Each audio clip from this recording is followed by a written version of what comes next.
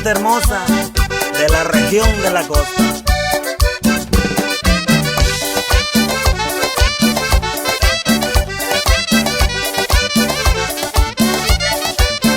Allá en mi pueblo tengo una amiga, es mi vecina y le gusta el ron. A medianoche la ven borracha, es un desmadre tomando alcohol. Allá en mi pueblo tengo una amiga, es mi vecina y le gusta el ron. A medianoche la ven borracha, es un desmadre tomando alcohol. La vecinita es muy ardiente, es muy alegre de corazón. Quiso comer con el presidente, el tesorero y el regidor. La vecinita es muy ardiente, es muy alegre de corazón. Quiso comer con el presidente, el tesorero y el regidor. Con este número saludamos al licenciado Pablo Alejandro Bautista, allá en Chilpancingo, Guerrero, y sus amigos, los vecinos del río. Saludos, mi gente hermosa.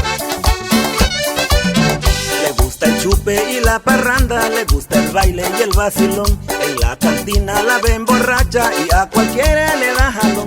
Le gusta el chupe y la parranda, le gusta el baile y el vacilón. En la cantina la ven borracha y a cualquiera le da jalón. Tengan señoras mucho cuidado que la vecina ya regresó. Mi gran amigo se fue con ella y en Acapulco lo abandonó. Tengan señoras mucho cuidado que la vecina ya regresó. Mi gran amigo se fue con ella y en Acapulco lo abandonó.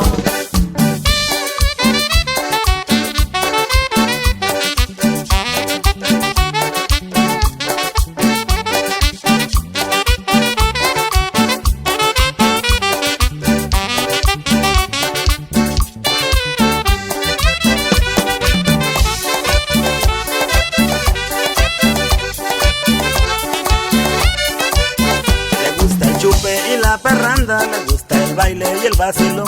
En la cantina la ven borracha y a cualquiera le da jalón. Le gusta el chupe y la parranda, le gusta el baile y el vacilón. En la cantina la ven borracha y a cualquiera le da jalón. Tengan señoras mucho cuidado que la vecina ya regresó. Mi gran amigo se fue con ella y en Acapulco lo abandonó.